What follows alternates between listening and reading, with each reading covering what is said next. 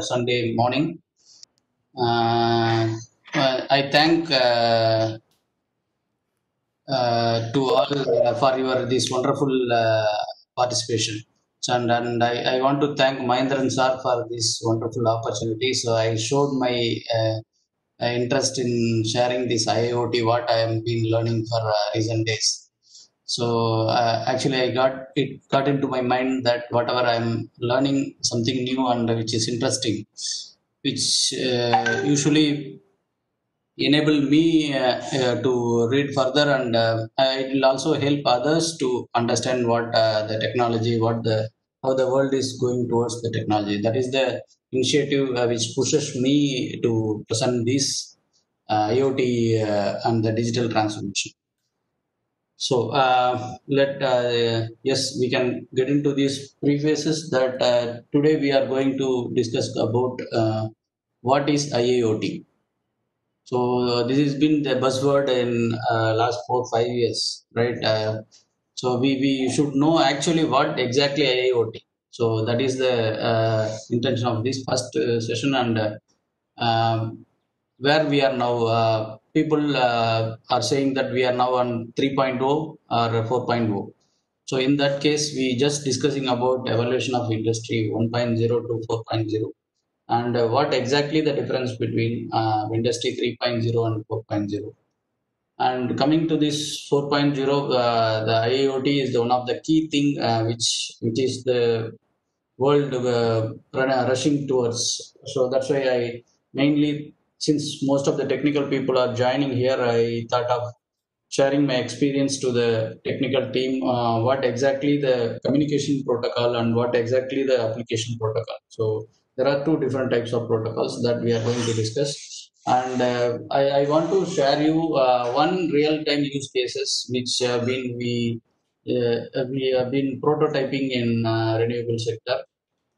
And finally, to understand better on this IoT and impurity, so I planned a simple demo with the help of a mobile app, and the free impurity broker which is available on the online. And finally, the question and answer session. So I request everybody to note down your questions or put your questions in the chat box. So probably that will help me to accumulate and answer you in the last end of this presentation. So that really helpful, because maybe the answer for this second third portion of this presentation, maybe you have an answer in the fifth or sixth portion. So that's what, and that helps the team to understand also. So to start with, what is IIoT? So if you since we are all in the industry, so we know most of the people are talking about IIoT, and even I have a feeling that 2016. So what we are also connected into the internet, and then we are also doing the IoT. Then what people are telling that what exactly IoT? So that is the question which I had 4 years back, and that time I don't know answer for that. Now I know what exactly IoT. What people are meaning that IoT or IoT. So by the definition, what is the Internet of Things?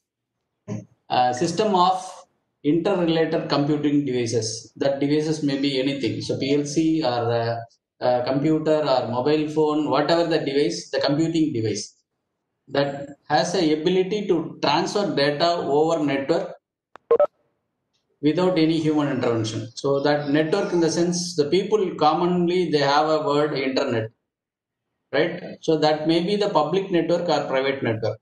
Some companies they have a private network, right? In that case also the IoT is a term which is referred, right? That is public and private network. So to exactly the Internet of Things is system of integrating interrelated computer device, and it can able to transfer the data over network. So that is the Internet of Things. Any device which can able to push their data or pull their data over internet, so that will be the Internet of Things, right? So there are so many devices we actually using recently, in our day-to-day life, like mobile phones. So mobile phones, it is pushing the data to any of the app, any of the cloud data. So again, this is an IoT device, and a camera, smart watches, right? And smart devices, in the home we have a remote controlled AC and washing machines. So many devices are there. So to categorize those into the Internet of Things devices, the consumer IoT, these are all the five major. There are other types too, but these are all the major IoT types. That is in a consumer IoT and commercial IoT, Internet of Things. This is the one which we are going to discuss today, and infrastructure IoT and military of things. So consumer and commercial, probably you people day to day life, we are using, right, in the mobile phones, and the voice assistants like Alexa, like these are all comes under the consumer IoT. And the commercial IoT, the vehicle tracking systems, and some medical equipments which are all comes under the commercial IoT. And Internet of Things is the one of the major thing which is going to boom in next 5 to 10 years, which is going to the different level, right?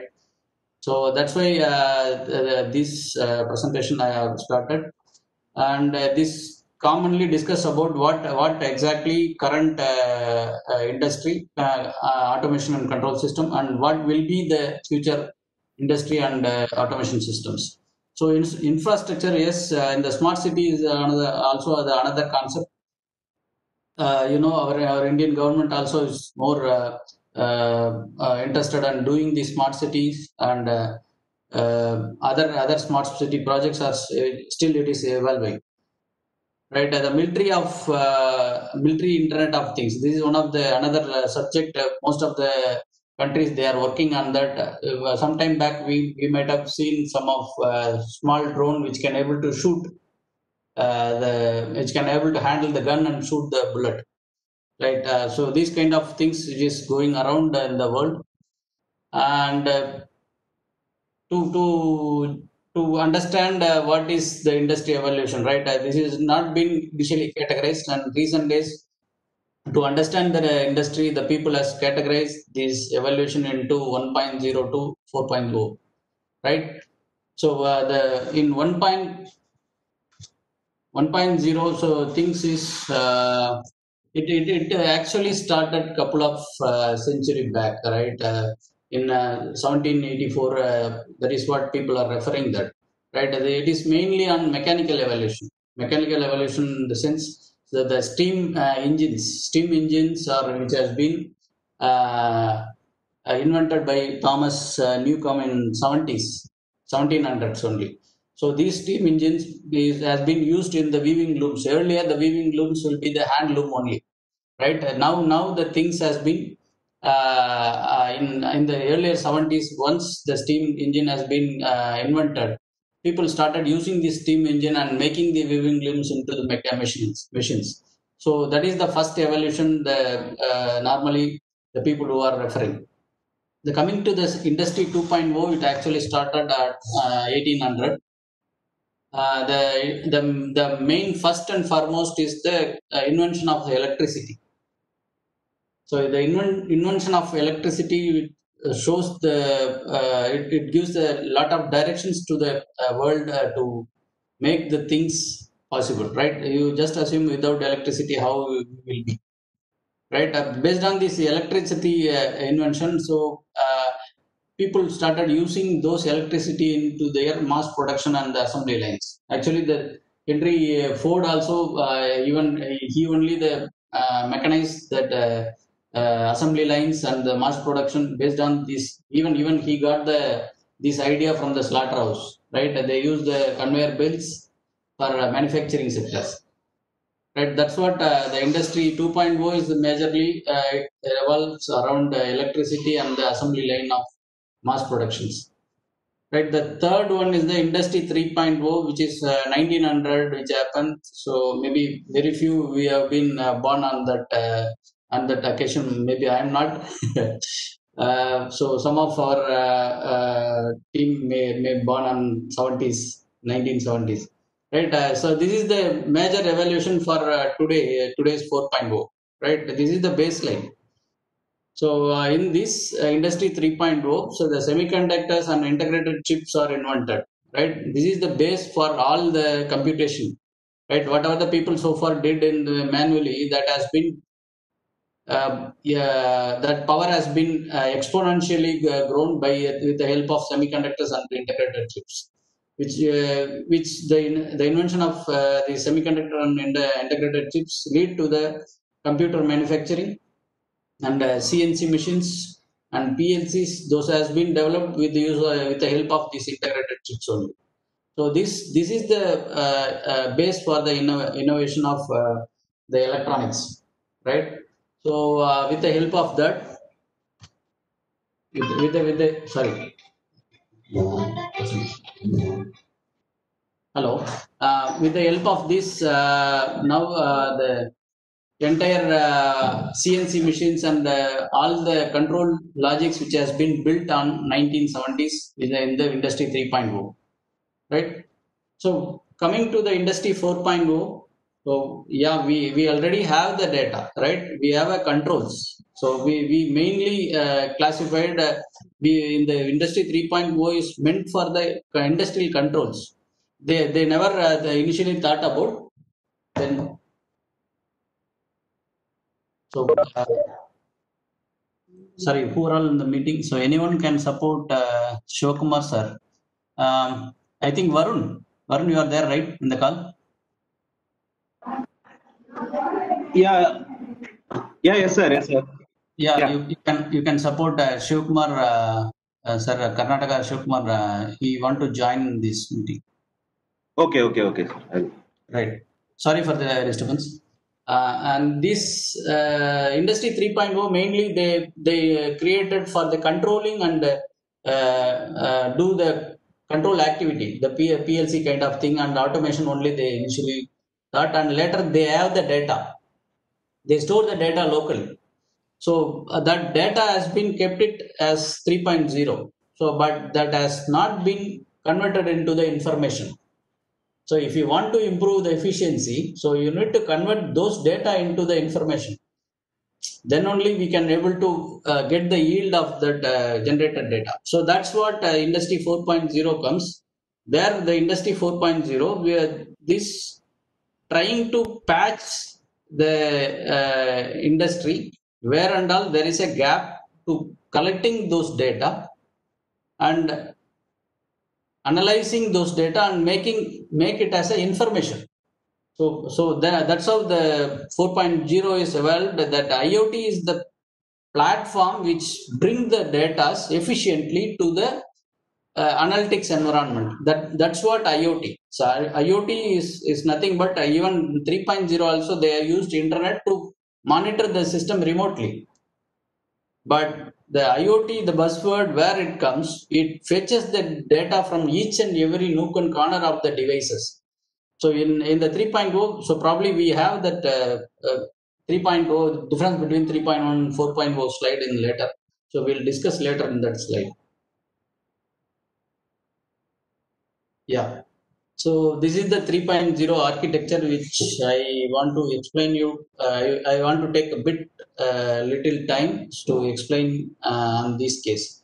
Right. Usually in the automation layer, people will say in the manufacturing automation there will be the 5-layer stack. Right. So here too I agree that 5-layer stack is required, but in country like India, we mostly have a 4-layer stack. That's why I reduced that stack, but I thought of sharing you about this 5-layer stack, right? So in the layer 0, so this is basically the bottom layer of the stack, and it is mainly discuss about the field level sensors, actuators, and temperature sensor or any proximity sensor and limit switches. This will be the device which can sense some kind of external things and it converts in the analog values, right? So this won't take a decision. This will be the part of the decision taker, or this will be the action point, or it will sense the data. Mainly the sensor and actuator will comes under this layer 0, right? So this is the up to layer 0, and layer 1 is the control and control level layer, right? Here the PLCs and PIDs comes here, and some of the edge devices, right? So this will also will be placed in the layer 1.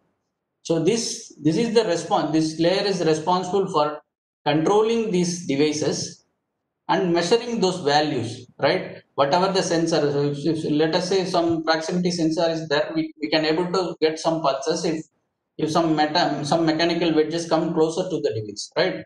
So maybe we may use this sensor for some kind of deductions, some kind of rotations, this kind of device which can fetch. So based on that, this device will say take some decision and through the PLC, and it will control the, maybe some actuators is there that may use to control the motors, right?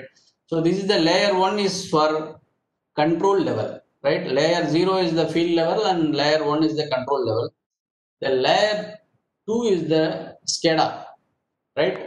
This SCADA is responsible for collecting the data from this layer 1. So to understand better on this 3.0 architecture and 4.2 architecture, this is very much important.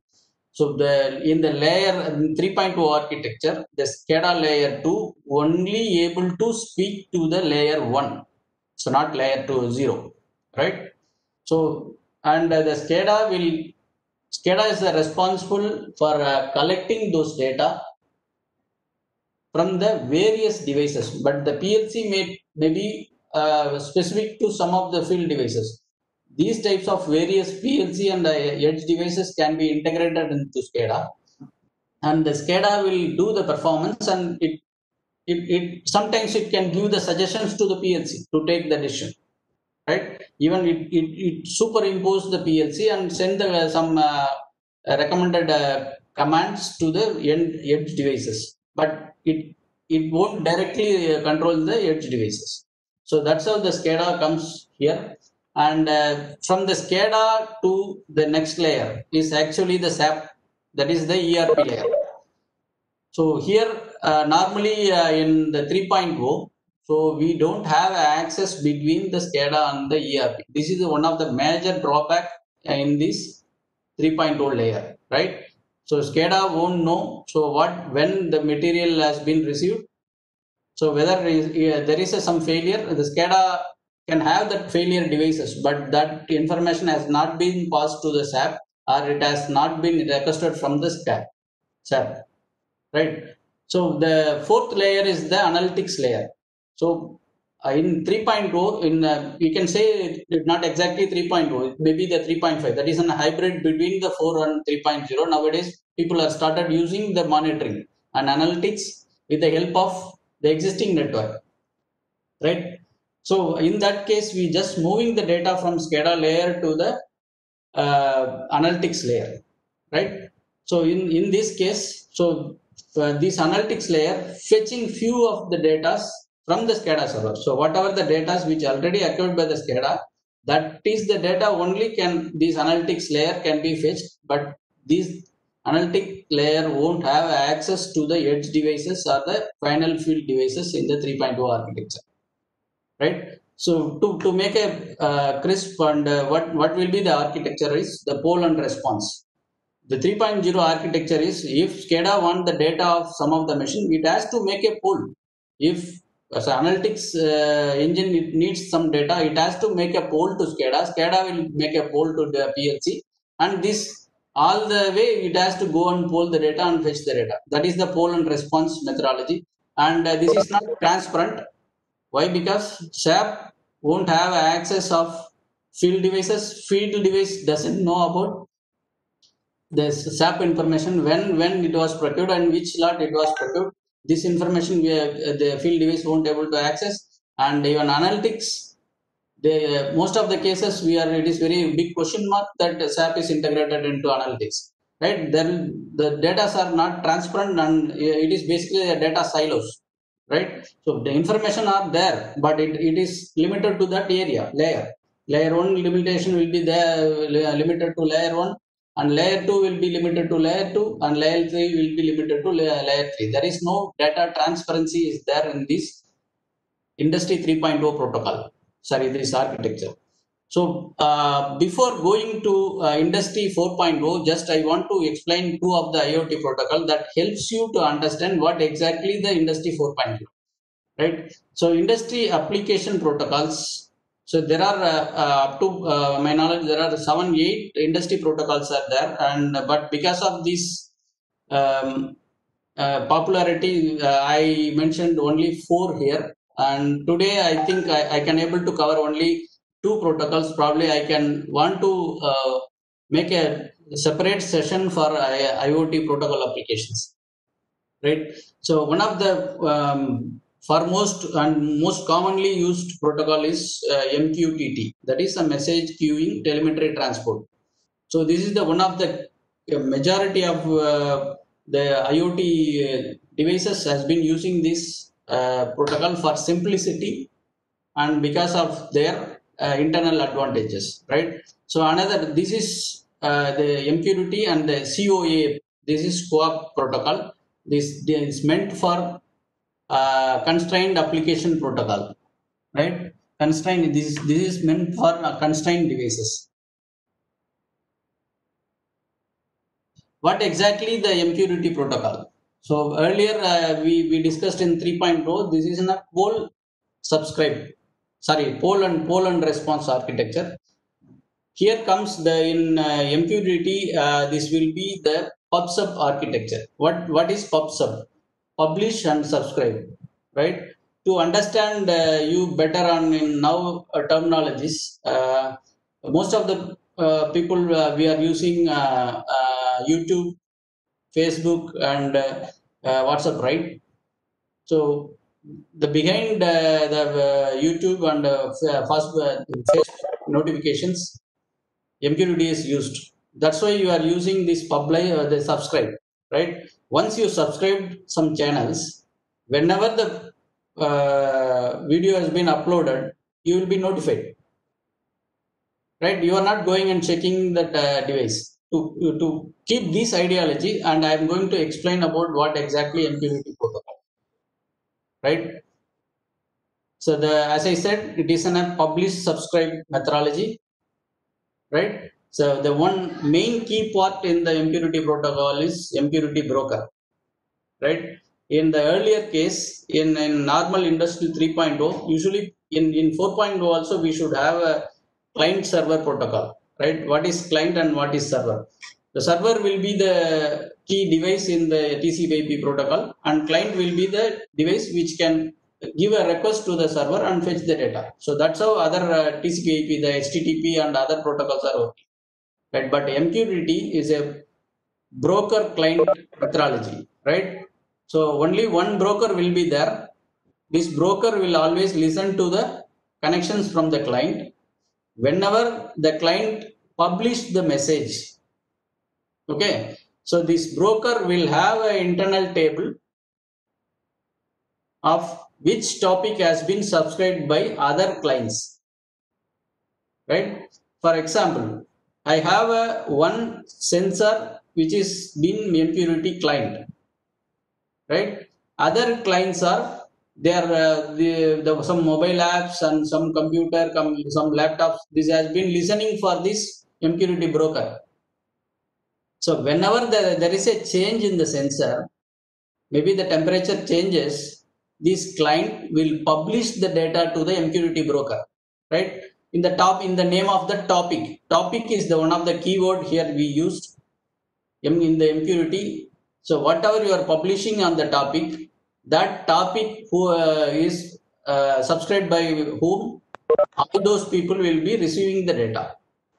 For example, I'm keeping here temperature as a topic, and I'm publishing the data whenever there is a change. That is an important in this MQTT protocol. This won't send the data unless otherwise there is a change. That is the main advantage of the IoT protocol, that is report on exception, right? This client will send the data whenever there is a change in the temperature. This will publish along with this timestamp and everything, all the record details to the broker. Once this broker received the message from the publisher, then it will see the topic is temperature, right? So then it will look up to the table and who are all subscribed this topic. Then there is 2-3 people subscribed that immediately deliver this message. It is like a broadcast. So it delivers the message to all the clients. This is the background of this. So the broker is the important part here. Client, even this client also can publish the data. And one of the main advantages, it is open for implementation. There is an open source. If you want to do the further customization, you can take that code and you can do the customization. And key thing, report on exception, I said it won't send the data like a poll and subscribe method. Every 1 second, every 2 seconds, it continuously poll the data, right? But if there is no change for a day, you are storing the junk of data into the database without changing. So it is inefficient method. So by this method, this will share the data only there is a change. We don't want unwanted data. So this will increase our time in the analytics. Right? Again, this is in a lightweight. So compared to the HTTP, this payload is very less. The header is only 2 bytes. So that's why it is advised to use in the constrained networks and a low bandwidth. For example, if you have some devices in the very remote, like a flow meter kind of thing, we want to share the data, very short data, and we have to go sleep. The battery has to long last for 5 years or 10 years. Then this is the best protocol. This will wakes up and send a minimum bandwidth of data whenever there is a change, and it will go for a sleep. Hello. Yeah. Yes. Sorry, any questions? Okay. Right. Then there is a quality of service QoS is supported, that we have a 2, 3, 0, 1, 2. The quality is there, and it is used for low energy consumptions. Right.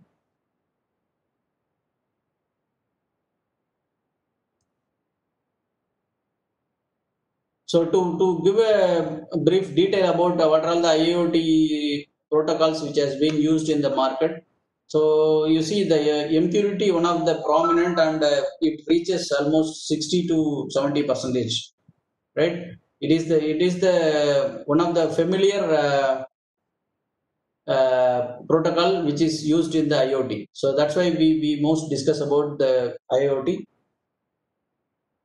And so here I'm just reframing that 4.0 architecture, what we have in the layer 0, layer 1, layer 2, layer 3, what we discussed in the earlier 3.0 architecture.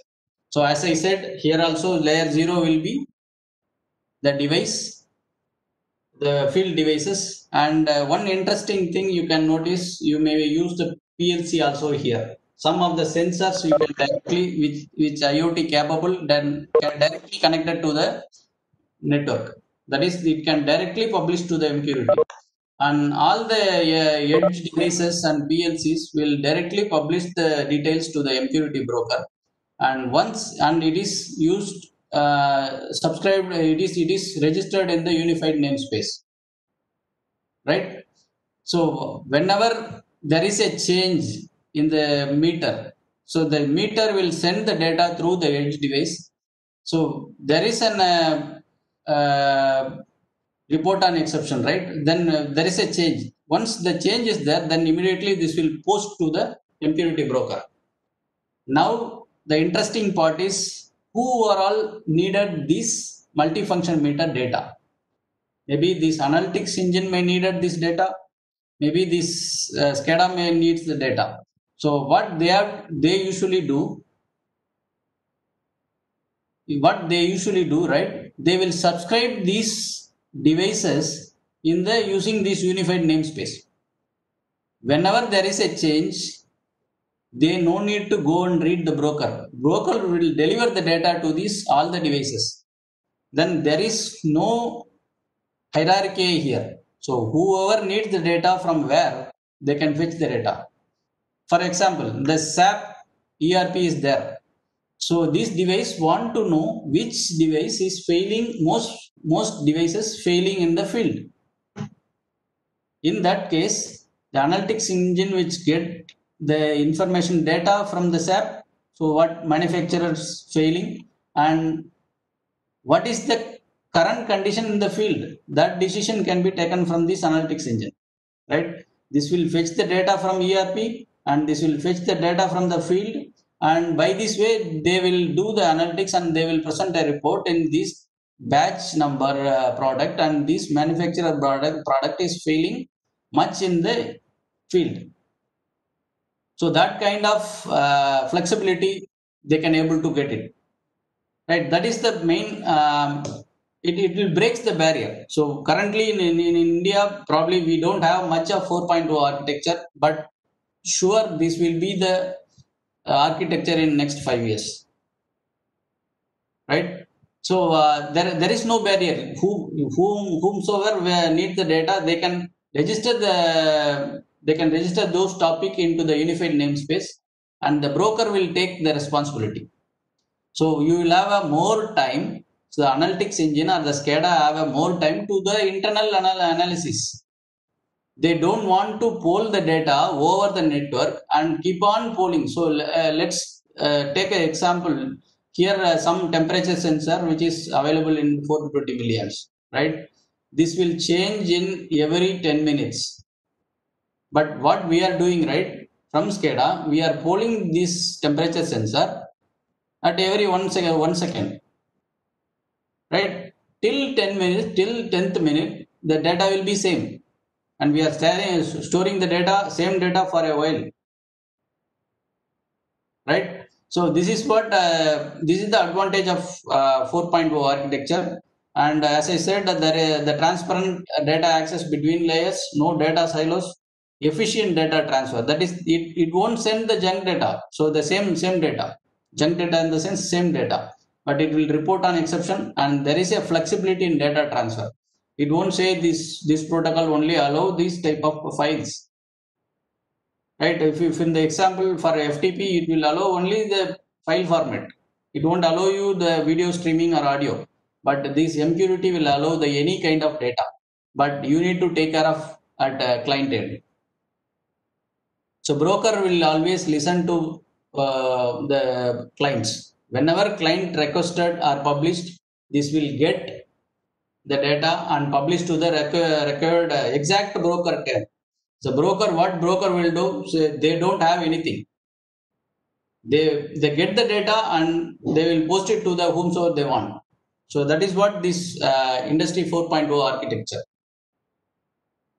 right? So then comes to the CoAP. CoAP is the constrained application protocol, but this is the lightweight version of the HTTP. So this is something even some people are really interested on this CoAP for even in the IoT network because of their own flexibility, right? So they can use this CoAP with this existing HTTP environment. If suppose they already have invested in the server side with the HTTP, they can use the existing CoAP in the field side. So in the fields, these are all the devices which is having the CoAP.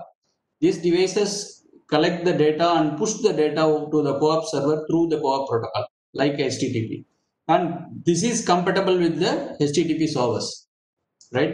So the most of the HTTP commands has been already used in this CoAP. So there will be even this device directly can post it to the HTTP servers also. That is the advantage of this CoAP protocol. And as I said initially, the wireless protocols, right? Communication protocol, IoT communication protocol. If you ask me that maybe other than these 6, we do have some other protocol, but that are not familiar in nowadays. So I thought of sharing some few wireless communications which has been used in the IoT. The first and foremost, we know that Wi-Fi is the one of the best methodology which is been adopted by majority of the world. But only drawback is it will consume more power because of their headers, since it is using TCP/IP, and it is an IP based on, because of the IP based protocol, it is easily adaptable by the market, and even all our mobile phones are enabled with the Wi-Fi, and it is operating in 2.4 to 5 gigahertz frequency, and it can transfer the data over 1 Mbps and to 1 Gbps, right? And the next one interesting thing is LoRaWAN.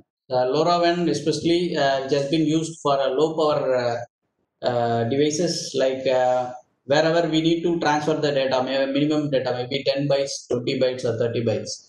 So these kind of data needs to be transferred over long distance, like 2 kilometers.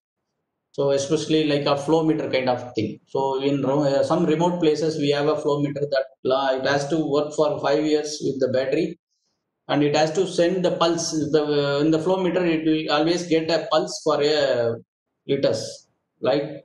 So, and rotation, one rotation, how much uh, this much liters of water has been flown. That is the calculation. So in that case, we don't have much of data transfer, right? This will send only the date and time, and what is the flow it has been detected. So that case, the LoRaWAN is the best one, and that has been started using by most of the industries in India. It is very cheap actually, this LoRaWAN also. And because of this remote usage, this has been familiar in the market. And BLE is Bluetooth low energy, so which is, so most of the people, they are having this in the mobile phones, right? It is a 2.4 gigahertz, same as like Wi-Fi range, but this will work for very short range, only for up to 10 meters within the room. Maybe our smart watches and trackers having this kind of protocol, and this can talk to device. This is not a server client kind of methodology. This is in a device to device, it can talk. And the fourth one is a sub gigahertz RF. So this is also quite familiar some time back for the Modbus kind of applications. They can use this RF, hold the Modbus data over the RF, right? This can support up to 10 meters, and it is also used in the battery based applications. It consumes very less power, and it can transfer the data with minimum bandwidth. And all we know, the fifth one is the cellular kind of communication. We already using 3G and 4G in India, and 5G is on pipeline. We have been waiting for that. So these are all the gateways which we used in majority of the applications in wind and solar renewable kind of thing, and industrial application, where we want to connect our existing PLCs using to the central locations where we don't have sophisticated internet connections. And the sixth one is a Zigbee. Zigbee protocol. Most of the people are already aware about this, but this is not quite familiar in the market because of their own complexity. And the Zigbee has their own protocol and own stack. It is not IP based stack, and but this is very good for mesh kind of networks, and it is also, again, it supports low power and device to device communication. It makes a hub. What I understood, right, in other countries, they are using this for the electrical billing. So usually this has been enabled in the electrical meters. So one data collector vehicle which travels in the street. So this, while traveling the street, it will collect those data into the device. So that's how this is important, and even it can connect meter to meter, and the end of the street, one collector will be there that will collect the data. That's how this Zigbee has been used. Coming to the Yeah, sir. So 1 minute.